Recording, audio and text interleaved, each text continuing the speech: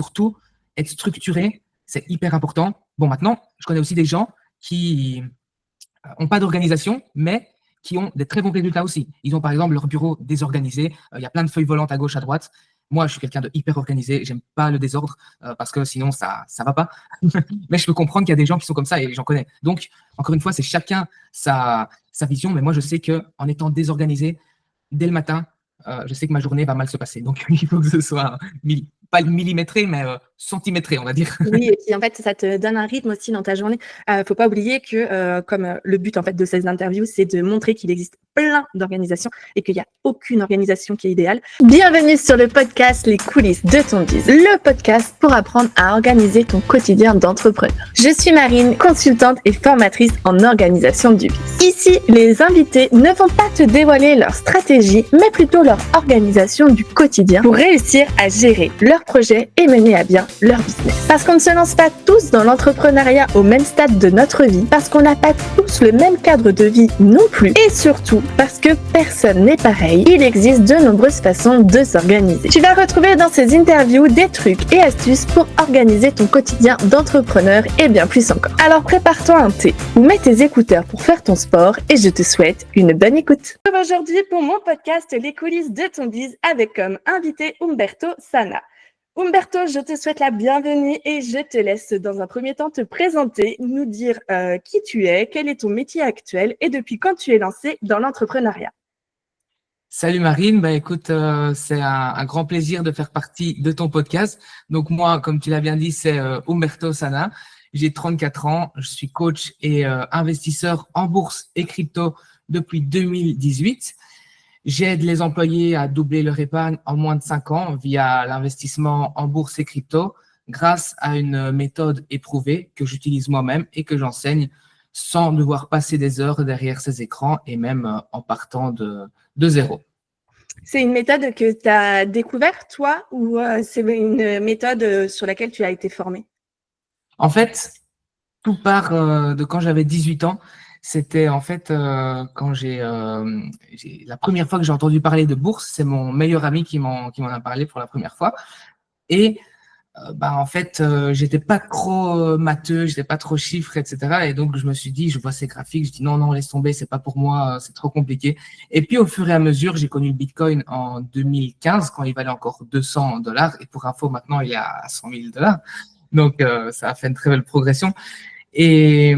Et donc, voilà, de fil en aiguille, je m'y suis intéressé aux graphiques et puis j'ai commencé à lire des dizaines et des dizaines de livres. Je me suis formé, j'ai passé à l'action, je suis passé à l'action plutôt, et j'ai pas eu les résultats que je voulais. Donc, malgré le fait que je me sois formé, j'ai pas eu ce que je voulais. Donc, je me suis dit, il faut que je fasse de la pratique moi-même.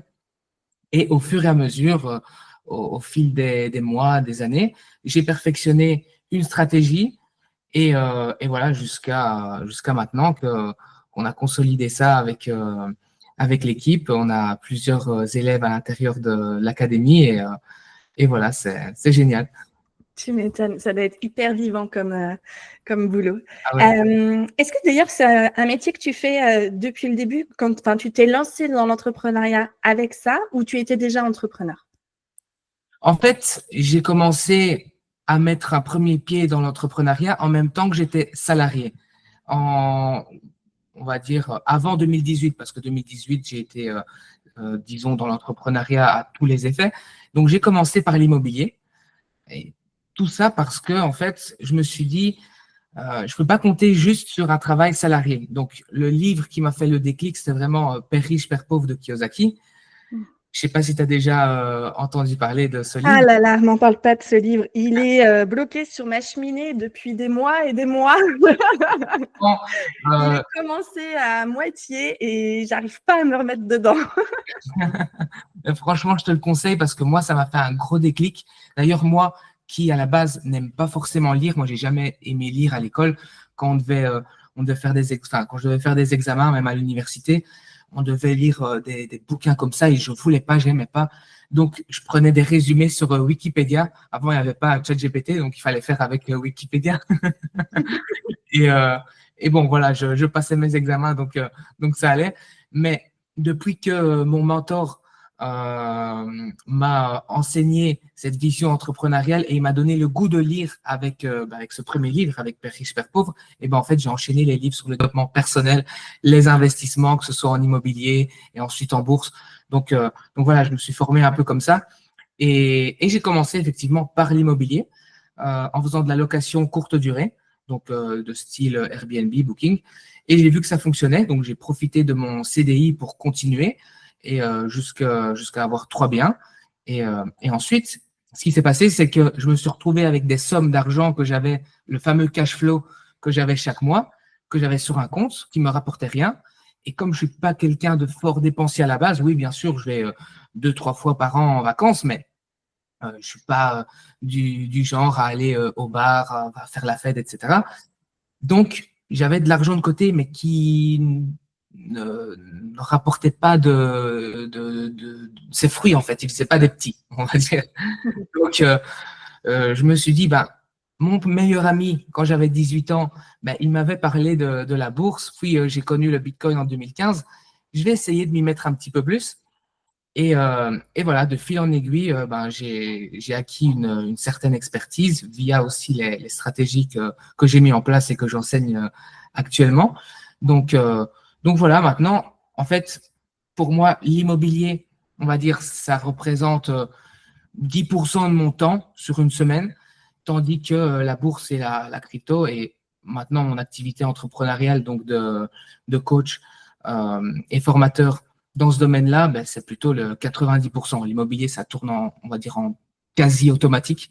Mais ma vraie passion maintenant, c'est vraiment les marchés financiers. J'y suis tous les jours. Vraiment, c'est ce qui m'anime le plus. Tu m'étonnes. Ça doit être vraiment quelque chose qui, en plus, c'est fluctuant, il y a du Ouais. challenge, il y a du risque, des choses comme ça. Je pense que niveau adrénaline, tu as le quota par excellence. Déjà que l'entrepreneuriat en soi, c'est de l'adrénaline. Alors là, avec la bourse, j'imagine même pas. Ouais, même si j'aimerais bien apporter une nuance là-dessus, parce que c'est vrai que quand on entend parler de bourse, de crypto, on pense souvent à des graphiques qui vont en haut, qui baissent, qui vont en haut, qui baissent. Mais le but, vraiment, que ce soit pour moi à la base, c'est d'éviter le plus possible le risque. Parce que à la base, malgré les apparences, je suis pas quelqu'un qui aime forcément le risque. Même si j'ai investi dans des biens immobiliers, j'ai investi dans la bourse, dans la crypto, mais j'essaye de minimiser le risque à chaque fois. Donc, avant de me lancer dans un projet, j'essaye de voir toujours qu'est-ce qui peut m'arriver de pire. Je fais le pire des plans, la pire des situations, je me l'imagine. Et ensuite, je me dis, ben voilà, il peut m'arriver ça de pire, donc c'est pas vraiment la mer à boire, il n'y a pas mort d'homme, donc je me lance. Donc, même dans la partie bourse et crypto, même si ça peut sembler risqué, mais si j'y suis tous les jours derrière, mais c'est pas que j'achète et je vends tous les jours. En fait, on a des stratégies qui demandent 10 à 15 minutes par mois à mettre en place. Et ceux qui sont pas forcément, pour les élèves qui sont pas forcément passionnés, mais ils veulent tout de même faire fructifier leur argent, ben, il suffit d'une fois par mois, 10-15 minutes pour pouvoir ajuster ses investissements. Il ne faut pas être derrière ces écrans. Moi, j'y suis parce que c'est une passion, encore une fois, mais c'est pas que j'achète et je vends tous les jours, comme on pourrait croire avec les traders à Londres ou à New York, à la bourse, etc. Non, c'est pas ça. Tu viens de répondre à une question que j'avais préparée. C'était si justement c'était une grosse organisation de suivre la bourse et les marchés comme ça, ou si ça demandait peu de temps, un coup qu'on était bien formé dessus. Oui, très bonne question. Ben, niveau organisation, encore une fois, ça dépend. Ça dépend de ce que tu veux faire. Si tu veux faire du day trading, ça veut dire de l'achat-revente dans la journée même. Bien sûr, ça, c'est comme j'appelle un sport de haut niveau. Il faut vraiment être très bien préparé et c'est pour peu de personnes qui ont très bien étudié le sujet, qui sont là du matin au soir. Et moi, sincèrement, c'est pas mon optique parce que j'ai pas envie de me stresser la vie. La vie, elle est déjà stressante comme ça. Donc, j'ai pas trop envie de me prendre la tête. Moi, ce que je veux, c'est faire fructifier mon argent en bon père de famille, même s'il y a des stratégies qui sont un peu plus performantes que les 10-15% qu'on promet. Mais le but, c'est vraiment de pouvoir dormir sur ses deux oreilles. Donc moi, si on veut rentrer dans les détails, euh, ça prend une bonne partie de mes journées, mais encore une fois, c'est parce que j'aime bien suivre ça. Mais sur une semaine, idéalement, si tu y passes 5 à 10 minutes pour mettre en place tes investissements, les suivre, etc., et par exemple faire un achat ou une vente, mais c'est plus qu'assez, en fait.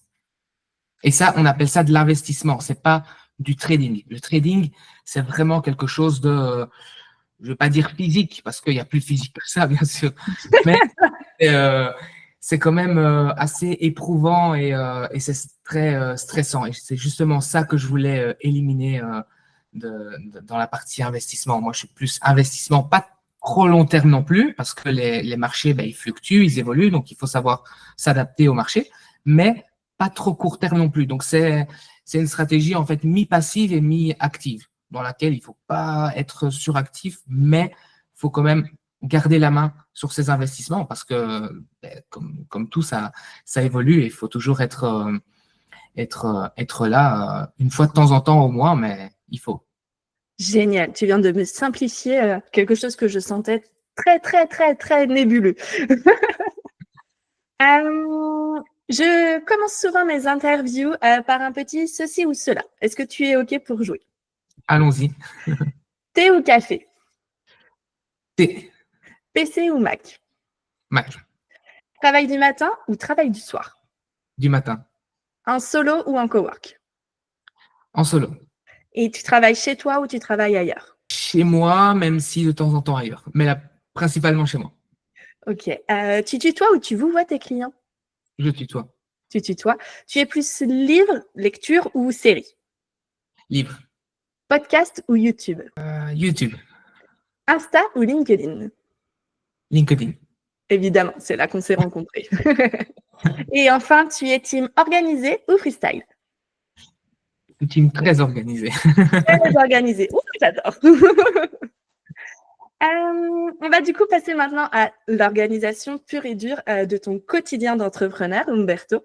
Est-ce que tu sais le temps approximatif que tu passes à travailler dans une semaine et sur combien de jours tu travailles? Alors, on peut dire que je travaille 6 jours sur 7, dans le sens où je travaille même le dimanche de temps en temps, mais je dis 6 parce que je fais une petite demi-journée le samedi et une petite demi-journée le dimanche. Donc voilà, on va dire 6 au lieu de 7. Et pour moi, ça pourrait paraître beaucoup de travailler jusque le dimanche pour certaines personnes, mais moi, je le vois vraiment pas comme un travail. Donc, des fois, même le soir, quand j'ai fini tout ce que j'avais à faire, ben, je vais réfléchir à quelque chose et je vais la noter quelque part. Et puis, ça va m'amener à quelque chose d'autre, toujours lié à mon travail, que ce soit l'investissement ou bien même la partie coaching ou bien répondre à mes élèves sur la communauté, l'espace communautaire. Donc, oui, en quelque sorte, ça fait partie de mon travail, même si moi, c'est quelque chose de… Voilà, c'est comme si c'était pas un divertissement, mais un passe-temps, un hobby. En fait. Donc, Ça. oui, je travaille quand même pas mal d'heures. Pour répondre sur le nombre d'heures, je dirais une dizaine d'heures par jour, donc du lundi au vendredi. Je lève le pied un petit peu plus le week-end, même si je reste présent. Mais encore une fois, faut pas le voir comme un travail de 9 à 5 où on est pressé de sortir de son bureau parce que voilà, on fait juste ça pour comme travail alimentaire pour payer les factures. Et là, je le sais très bien parce que je l'ai vécu aussi moi-même, le travail salarié. Mais là, vraiment, je vois presque pas les heures passer, tellement ça me plaît, ça me booste au quotidien. Donc oui, je fais quand même pas mal d'heures, mais toujours dans la bonne humeur. Ouais, c'est un métier passion en fait que tu as. C'est pour ça que, comme tu dis, tu n'as pas vraiment l'impression de travailler. Et c'est là-dessus aussi que certaines fois, les personnes du coup font énormément d'heures, mais au final, c'est pas pour ça qu'elles se sentent plus fatiguées, plus oppressées ou autres, parce qu'en fait, c'est quelque chose qui les nourrit aussi intérieurement, le fait de faire des choses qu'elles adorent. Mais j'espère quand même que tu arrives à prendre des temps off par moment, parce que là-dessus, c'est quelque chose que moi, je milite pour que les gens prennent du temps off. Est-ce que tu fais tes journées en continu? Est-ce que tu fais des pauses? Est-ce que tu prends des vacances régulièrement? Comment ça se passe? Parce que tu peux travailler 6 jours sur 7, mais que 35 semaines dans l'année, tu vois. Ouais, ouais. Non, non, je prends des vacances, bien sûr, ça c'est important. Et concernant l'organisation de mes journées, oui, je prends des pauses aussi. Et quand je disais, pour répondre à ta question, enfin, la petite comparaison bureau ou bien travail autre part, ben justement, de temps en temps, au moins 1 à 2 fois par semaine, je prends ma voiture, je prends mon PC, je vais dans un parc, je vais quelque part d'autre où j'ai un banc de disponible et je me mets là, histoire de voir quelque chose d'autre. Parce que c'est vrai que quand on reste dans son bureau à chaque fois, même si on est à l'intérieur de son écran avec la tête dans le guidon et on voit pas ce qu'il y a autre part, ben, et on s'en rend pas compte qu'on est toujours dans la même pièce, mais c'est vrai que euh, au fil du temps, ça se ressent. Donc, je trouve que c'est important, du moins pour moi, tout ce que je dis ici, hein, ça va être pour moi, une personne n'est pas l'autre, hein, je Tout dis à pas. fait. Mais c'est important de voir autre chose, de pouvoir lever la tête de temps en temps.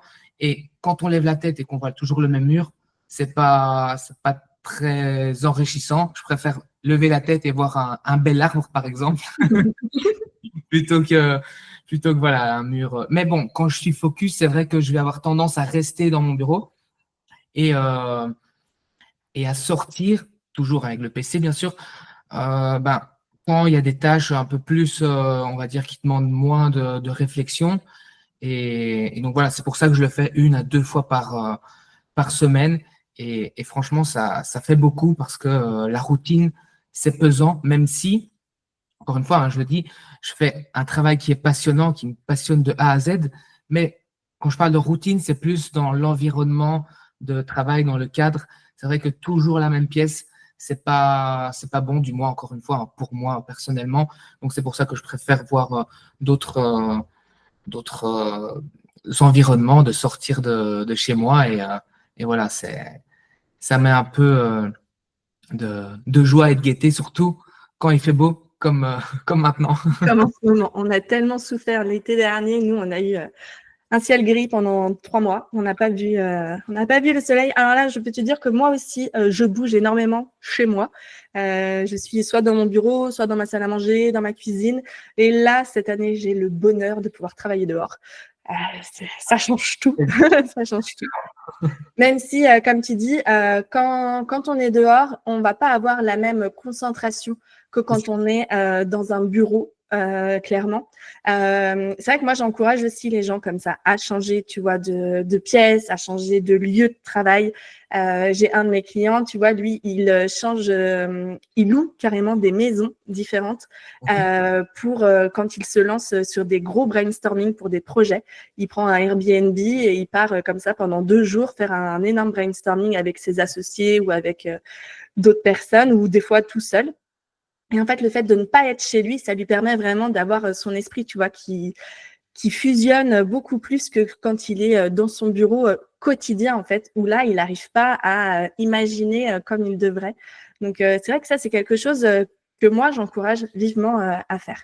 Ouais. Et pour rebondir à ça, justement, ça me fait penser au fait que souvent, je fais des petites balades à pied. Et ça peut paraître anodin, mais c'est là où me viennent les meilleures idées. Parce qu'en fait, je sors de chez moi et c'est comme si chez moi, bon voilà, je fais mon travail, je fais mes coachings, mais quand je sors de chez moi, c'est comme si j'étais libéré. Et, euh, et là, je commence à réfléchir et j'ai plein d'idées qui me viennent à l'esprit. Et franchement, c'est incroyable parce que j'ai l'impression que mon esprit, il se libère et je commence à réfléchir. Mais si je fais ça, et puis ça monte en puissance, et puis j'en viens à des idées, des nouvelles idées auxquelles j'avais jamais pensé auxquelles j'aurais jamais pensé si j'étais resté dans mon bureau. Donc, franchement, faut pas sous-évaluer le fait de faire une petite promenade à pied. Bon, moi, j'ai la possibilité d'avoir des campagnes près de chez moi, donc vraiment, c'est calme. Il n'y a presque pas de voiture quand on est près des champs. Et, euh, et ouais, c'est hyper enrichissant de pouvoir réfléchir comme ça sans penser à ce qu'on fait tous les jours. Et c'est là que me viennent les meilleures idées, en fait. Génial. Je vais enchaîner, Umberto. Est-ce que tu as une semaine type? Une semaine type, oui, en fait, j'ai une semaine où j'ai des tâches fixes que je fais, par exemple le matin à partir de 8 heures, même si souvent je commence un peu avant, mais j'aime bien me fixer un horaire et commencer un petit peu avant. Comme ça, j'aime bien toujours être en avance par rapport à mes tâches. Ça, c'est un petit truc à moi. Et pour dire de jamais rester, enfin, de jamais arriver au moment même ou bien même d'être des fois en retard peut-être par rapport à des tâches. Donc, j'aime bien toujours commencer, me donner un peu d'avance. Donc, je commence, on va dire, à 8 heures et avec mes tâches, on va dire plutôt sur les réseaux sociaux, de répondre aux commentaires, pas pour scroller bien sûr, mais pour répondre aux posts, etc., aux mails aussi. Et ensuite, j'enchaîne avec les tâches un peu plus qui vont demander un peu plus de concentration, c'est-à-dire soit des coachings, soit des ajouts dans mon accompagnement, des vidéos à tourner jusqu'à midi en fait. Et à midi, de midi jusqu'à 1 heure, je dédie pour manger et pour aussi un peu de vidéos, de divertissement, même si ça tourne toujours autour de, de ce que je fais. Et ensuite, voilà, on continue, on enchaîne avec des coachings et avec l'analyse des marchés surtout, parce que les marchés en Amérique, aux US, ils ouvrent vers 3h30, tandis que les marchés en Europe, vers 9h30. Donc voilà. Et, et ensuite, vers 4h, je fais du sport. Donc voilà, je fais de la salle en fait, voilà. Et pendant maximum, mais grand maximum 1 heure, je ne veux pas faire trop parce que c'est quelque chose que j'aime pas forcément, mais je sais que c'est bon, pas seulement pour le physique, mais aussi pour la santé, donc et aussi pour le mental, pour la productivité. Donc je m'efforce à faire ça parce que je vois quand même des résultats et, et c'est bien de voir des résultats, surtout sur la productivité, de se dire, voilà, on se fixe un objectif, on l'atteint et ça déteint aussi sur son business. C'est plein de choses en place. Niveau mindset, c'est génial. Et, et ensuite, voilà, ensuite, la partie dîner. Et le soir, on va dire, voilà, je lève un peu le pied, je continue à être dans mon business, mais c'est un peu plus soft, on va dire. C'est pas comme le matin. Comme je disais, je suis plus du matin que du soir. Donc, le soir, je reste présent, mais c'est en moindre mesure, on va dire. Ouais, je vois. C'est quand même assez millimétré, comme tu disais tout à l'heure que tu es quelqu'un d'organisé, ça ne me surprend pas. Quand tu dis que tu commences tes matins par faire ta veille sur les réseaux, tes routines, etc., est-ce que tu te mets un minuteur ou est-ce que c'est vraiment au feeling? Est-ce que c'est organisé ou comment tu fais? Oui, oui, je ne me mets pas de minuteur, pas à ce point-là, mais j'ai mon agenda avec chaque demi-heure qui est rempli. Par exemple, voilà, de 8h à 8h30, c'est par exemple LinkedIn, de 8h30 à 9h, ça va être par exemple Instagram. Ensuite, de 9h30 à 10h, c'est le check des marchés européens. Donc voilà, c'est à la demi-heure près. J'ai pas d'alarme qui me disent voilà, t'es arrivé à 30, il faut switcher à l'autre tâche. Non, mais je le sais moi-même Ouais. que ça fonctionne comme ça. Et franchement, même si on peut penser que c'est peut-être trop draconien comme programme, je trouve que déjà, moi, ça me convient comme organisation, mais surtout, être structuré, c'est hyper important. Bon, maintenant, je connais aussi des gens qui n'ont pas d'organisation, mais qui ont des très bons résultats aussi. Ils ont par exemple leur bureau désorganisé, il y a plein de feuilles volantes à gauche, à droite. Moi, je suis quelqu'un de hyper organisé, j'aime pas le désordre parce que sinon ça va pas. Mais je peux comprendre qu'il y a des gens qui sont comme ça et j'en connais. Donc, encore une fois, c'est chacun sa vision, mais moi je sais que en étant désorganisé dès le matin, je sais que ma journée va mal se passer. Donc, il faut que ce soit pas millimétré, mais centimétré, on va dire. Oui, et puis en fait, ça te donne un rythme aussi dans ta journée.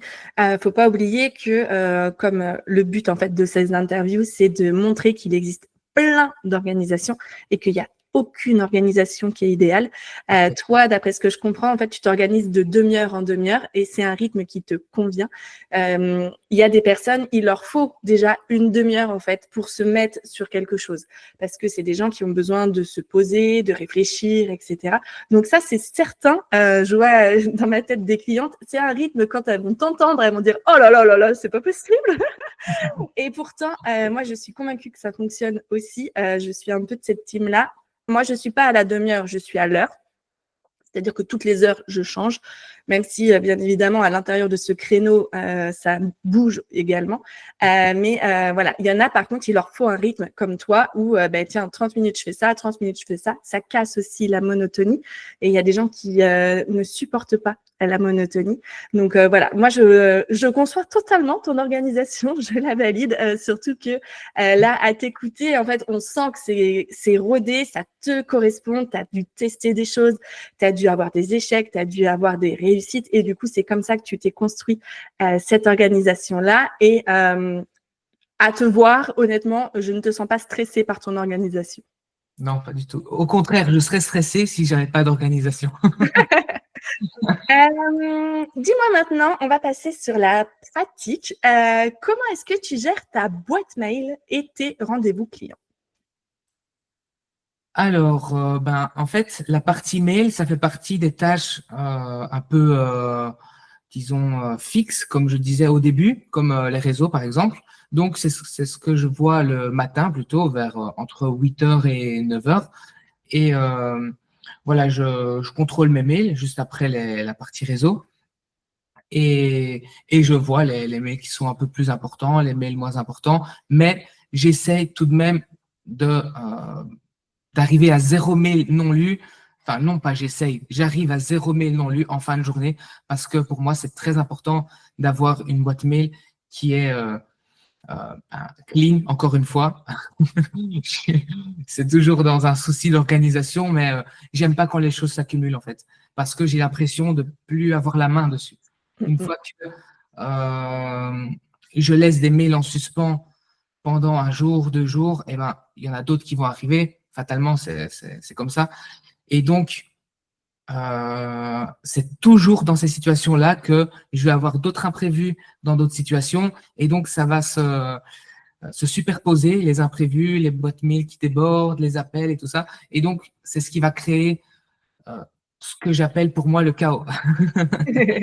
Donc, j'essaye toujours, enfin non, pas encore, je dis j'essaye, mais j'arrive toujours à avoir ma boîte mail à 0 mail non lu en fin de journée, sauf si, encore une fois, c'est quelque chose qui n'est pas vraiment important, que je sais que je vais devoir faire, que je l'ai déjà mis dans mon agenda, je l'ai planifié pour dans un jour ou 2 jours ou la semaine prochaine. Donc, histoire de ne pas l'avoir en non lu, je le laisse en lu, comme ça je sais que je vais devoir le lire, mais je sais que ce n'est pas quelque chose que j'aurais dû faire et que je n'ai pas voulu faire par paresse ou bien par procrastination. J'aime pas procrastiner parce que, encore une fois, le peu de fois où je l'ai fait, c'est-à-dire au début, je me suis rendu compte que je procrastinais sur une chose, bon, c'est pas grave, puis sur une deuxième, puis sur une troisième. Et souvent, en fait, c'est comme des toutes petites choses qui sont insignifiantes, mais qui, mises bout à bout, elles font que ça devient très important. Et donc, pour éviter d'arriver à ce point-là,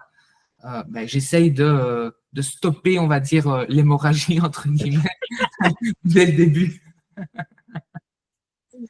J'ai compris. Au moins, c'est clair. Comment est-ce que tu suis ta compta? Est-ce que pour ça, tu as un rythme? Est-ce que ça, je pense que tu es assez clean aussi dessus. Mais voilà, comment tu gères ça? Je fais ça une fois par mois, tout simplement, au début du mois d'après, pour le mois qui vient de s'écouler, en fait. Comme ça, au moins, j'aime pas trop suivre ça, j'aime pas trop la comptabilité en général. C'est pour ça que je le fais une fois par mois. Je fais pas ça toutes les semaines. Il y en a qui le font toutes les semaines. Mais moi, c'est plutôt une fois par mois. Comme ça, j'ai tout le mois global et je vois ce qui rentre, ce qui sort, etc. Génial.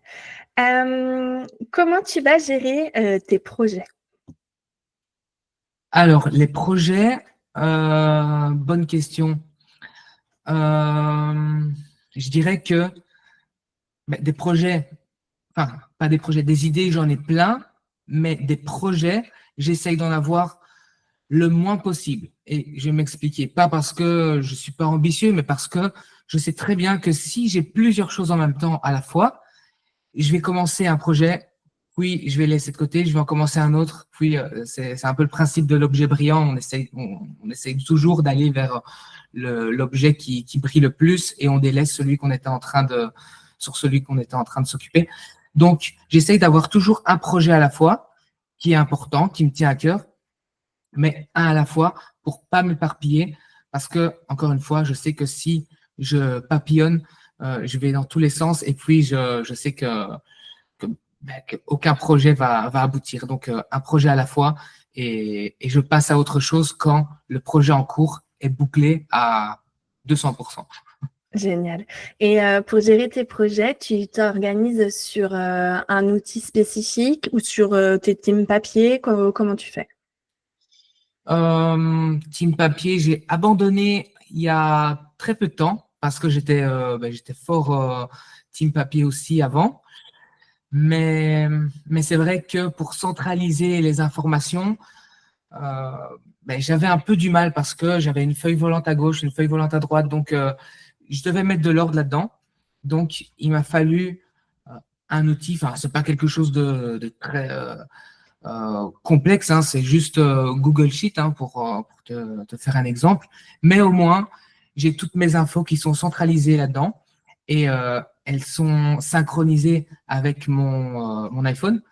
Donc comme ça, au moins, quand j'ai une idée ou quoi, je peux l'écrire sur mon iPhone et je sais qu'elle va se sauvegarder aussi dans le cloud. Donc comme ça, quand je vais sur mon Mac, je sais que j'ai l'info là-dessus. Donc oui, voilà, j'utilise Google Sheet en ligne, quoi. Donc, mais j'ai pas vraiment un CRM hyper complexe parce que j'aime pas me complexifier la vie, encore une fois. C'est simple, c'est Voilà, efficace. voilà. C'est comme ce que j'enseigne à mes élèves. Il faut pas chercher de midi à 14 heures. On est là pour la simplicité. On veut pas se casser la tête.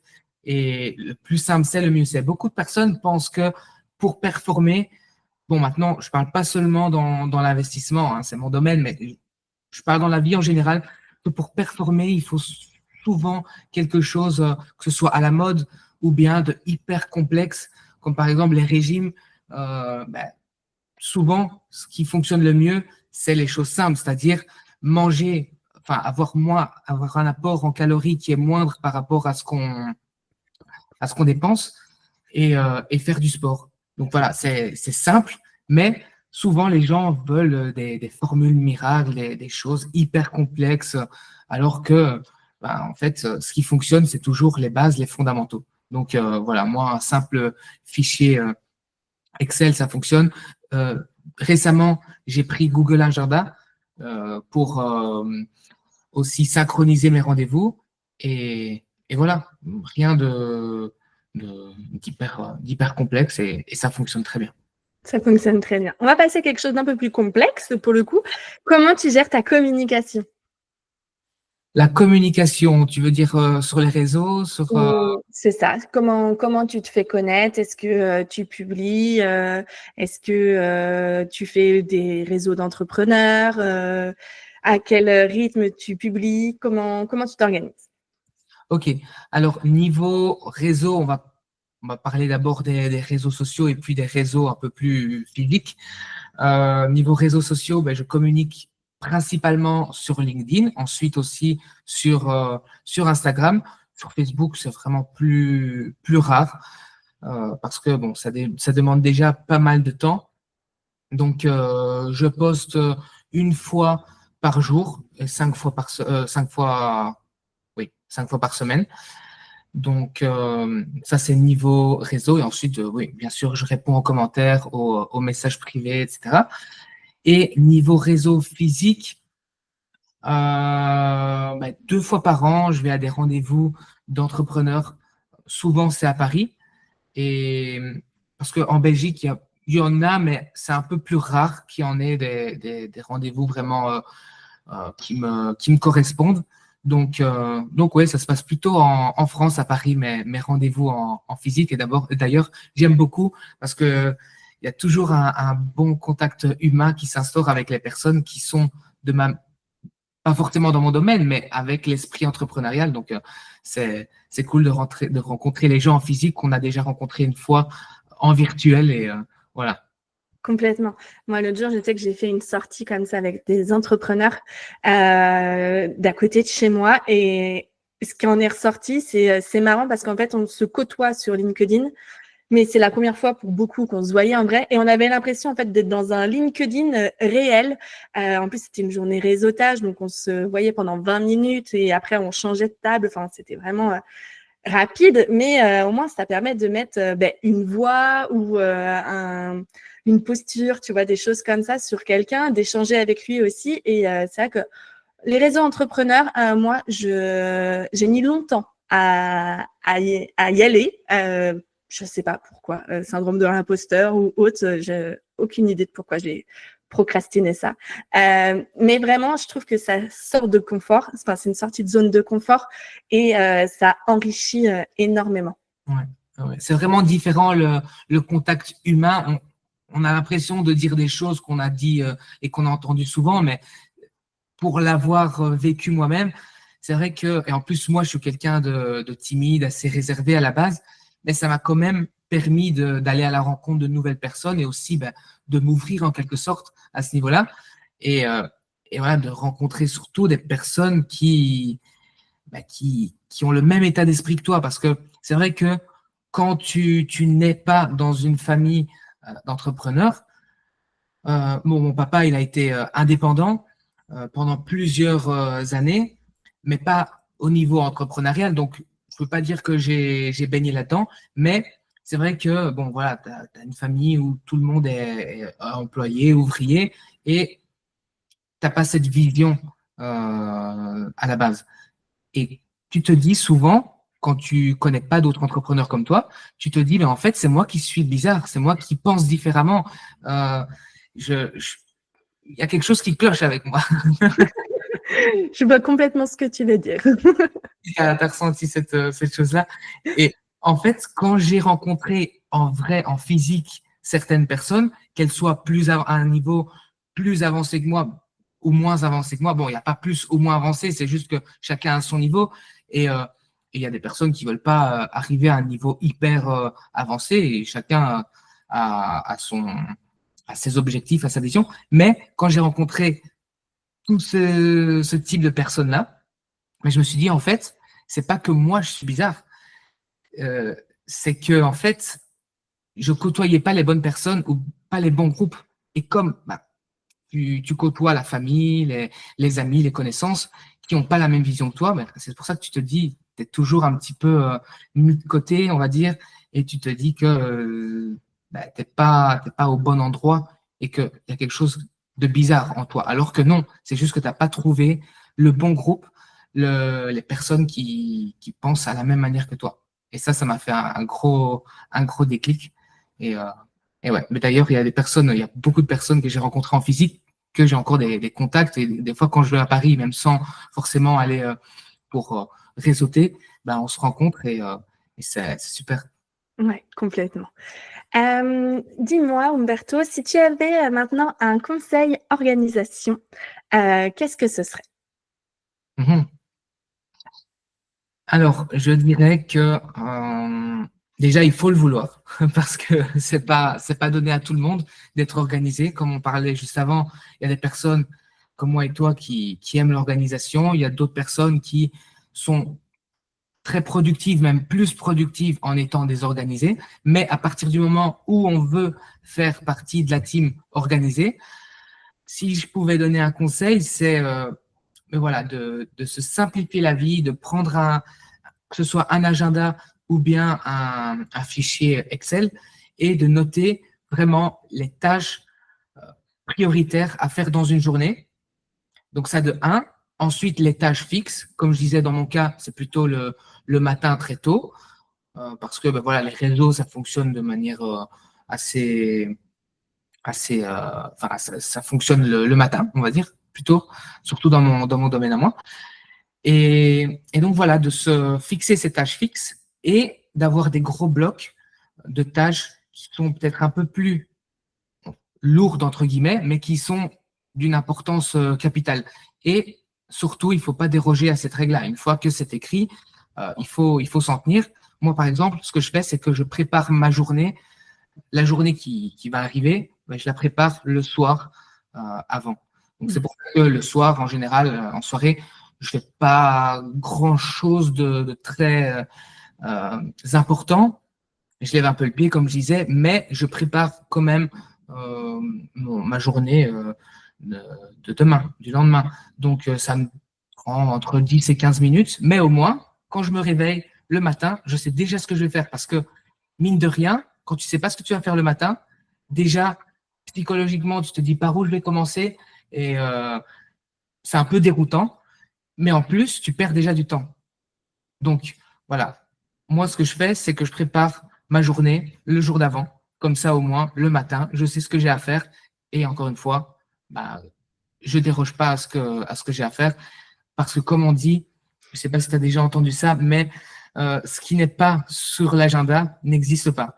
Donc, Complètement. quand tu prépares ton agenda, ton planning, il ne peut pas y avoir de choses qui s'ajoutent. Bien sûr, il y a des imprévus. C'est pour ça que j'essaye de préparer ma journée du mieux que je peux, mais il peut toujours avoir des imprévus en famille, etc. Un appel qui est important. D'ailleurs, les appels, je ne les prends pas. C'est moi qui rappelle. Et si la personne n'est pas disponible, ben, je lui écris un message ou je lui envoie un message vocal sur WhatsApp pour lui dire que voilà, quand elle est dispo, on se rappelle. Mais si je suis occupé, le portable, il est en silencieux et avec l'écran contre le bureau pour pas être distrait, même s'il y a une petite notification qui se perd quelque part, au moins, je suis sûr de ne pas l'avoir. Parce que c'est vrai que avec ces portables, ces notifications, ça va vite de se distraire. Et voilà. Et quand tu as une organisation rigoureuse, tu sais que tu peux pas perdre 5 minutes, à part quand tu t'es fixé ta pause, bien entendu, mais quand tu es occupé, du moins pour moi, à moins que ce soit une urgence encore, hein, ça, c'est encore différent. Hein. Je répète, hein, s'il y a quelque chose en famille ou quoi, bien sûr.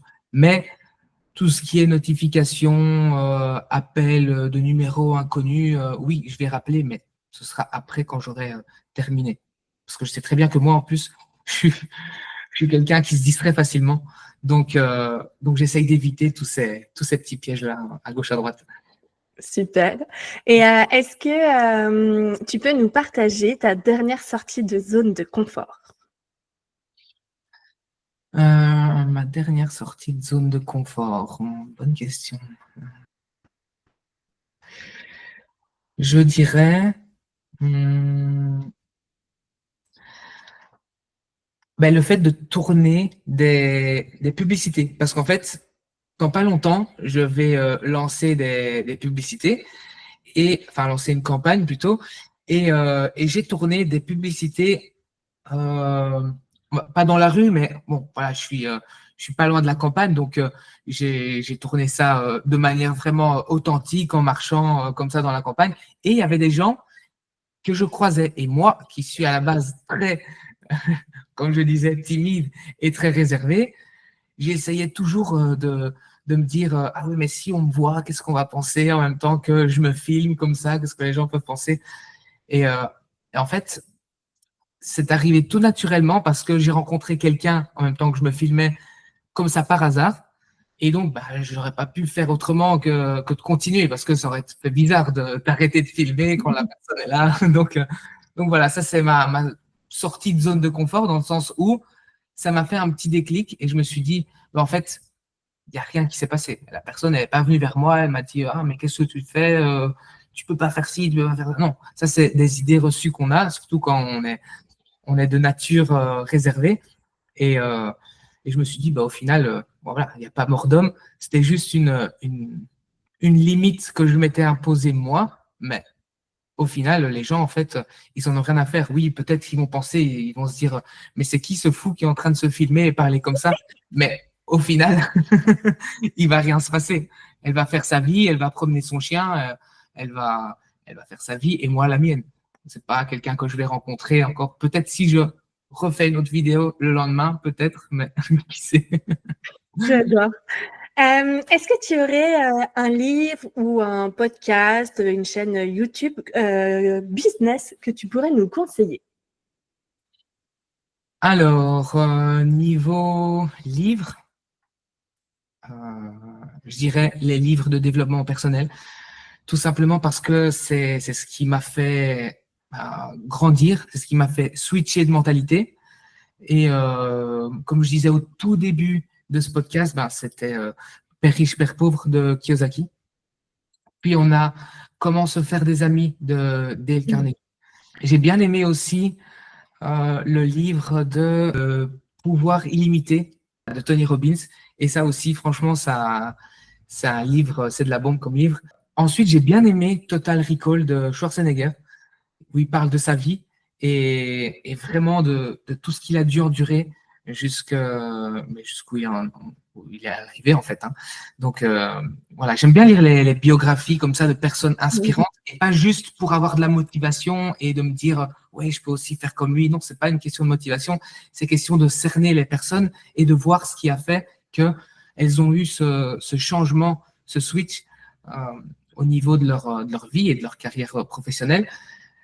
Et pourquoi je dis, j'aime pas trop suivre la motivation, parce que la motivation, c'est comme, on va dire, une allumette.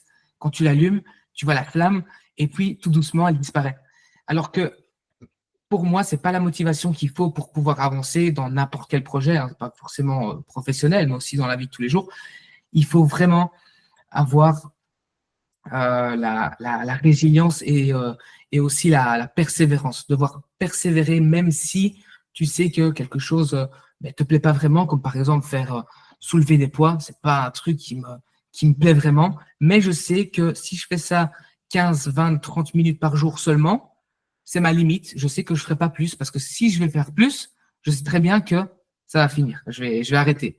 Donc, je préfère le faire peu de fois, mais être constant. Voilà. Donc, résilience, persévérance et constance. Ça, c'est hyper important. Et ça bat n'importe quelle forme de motivation. Parce que sur YouTube, il y a plein de vidéos de motivation. On voit un gars qui est bien habillé, en costard cravate, dans sa Lambo, à Dubaï, hein, pour faire cliché. Le cliché par excellence. Et là, tu vois ça, tu te dis, ah ouais, je dois travailler dur pour faire comme lui. Donc, à partir de lundi, parce que le lundi, on sait très bien que on va profiter encore du week-end. Hein. Alors que non, il faut pas faire des milliers et des cents. On peut même commencer un vendredi, 10 minutes à son aise. Mais déjà, notre cerveau, il va être programmé, il va se dire que non, on ne doit pas commencer forcément un lundi. Non, on ne doit pas commencer forcément un 1er janvier. Il faut commencer tout doucement et puis ajuster du mieux qu'on peut. Mais commencer et continuer d'être constant. C'est la constance qui fait tout, en fait. Génial. Qui est-ce que tu voudrais entendre ici et pourquoi? Qui je voudrais entendre ici? Dire la vérité, je vais parler de ce podcast et de toi tout particulièrement à d'autres entrepreneurs qui sont étroitement liés à moi-même parce que je trouve que c'est hyper enrichissant. Des fois, on a l'impression de faire on fait des choses sans forcément se questionner, mais quand on vient ici, on discute avec toi, voilà, on voit qu'il y a des choses qu'on fait et quand on met des mots à ces choses-là, ça a beaucoup plus d'importance. Je sais pas si tu vois ce que je veux dire. C'est comme si on a la tête dans le guidon, et on parle organisation et il y a des questions que tu poses et c'est comme si on lève la tête du guidon et on se dit, ah ouais, en fait, je fais ça et je m'en rendais pas compte, c'est bien ce que je fais, mais il y a des choses aussi que je pourrais peut-être améliorer et voilà, c'est hyper bénéfique. Donc, je parlerai de ton podcast sans aucun doute. Génial, j'adore. Est-ce que tu peux nous rappeler, du coup, c'est ma dernière question, sur quel réseau est-ce qu'on peut te retrouver? Oui, alors sur LinkedIn, en tapant Umberto Sana. Sur Instagram, donc en tapant Umberto Sana OFF à la fin. Et sur YouTube aussi, j'ai une chaîne YouTube, donc c'est Umberto Sana Accélère Action, donc accélère et action tout en amont. Et pourquoi Accélération? Tout simplement, c'est le nom de mon académie dans laquelle j'accompagne, comme je disais, les personnes qui souhaitent évoluer, faire évoluer leur épargne. Et voilà, il y a des petites capsules que je publie. Bon, maintenant, je me dédie un petit peu plus au coaching. C'est pour ça qu'il y a un peu moins de vidéos, mais il y a toujours des capsules très intéressantes. Il y a des témoignages que j'ai tournés avec mes élèves, etc. Donc, je pense que après mes vacances mi-août, je vais m'y remettre sur YouTube. Et voilà. Génial. Nous sommes arrivés du coup à la fin de ma liste de questions, Umberto. J'ai adoré découvrir toute ton organisation qui, pour le coup, est très millimétrée. Comme tu le disais tout à l'heure, les questions et tout que je pose, il y a certaines interviews où la personne commence en me disant moi, je suis complètement freestyle. Et on arrive à la fin de l'interview et elle me dit en fait, j'ai une super organisation. Donc voilà, je suis ravie d'avoir pu mettre en avant ton organisation. Je sais qu'elle va en inspirer beaucoup. Je vous remercie à tous vivement aussi d'avoir suivi cette interview. Je vous laisse liker et vous abonner et à très vite pour de nouvelles aventures. Salut, ciao.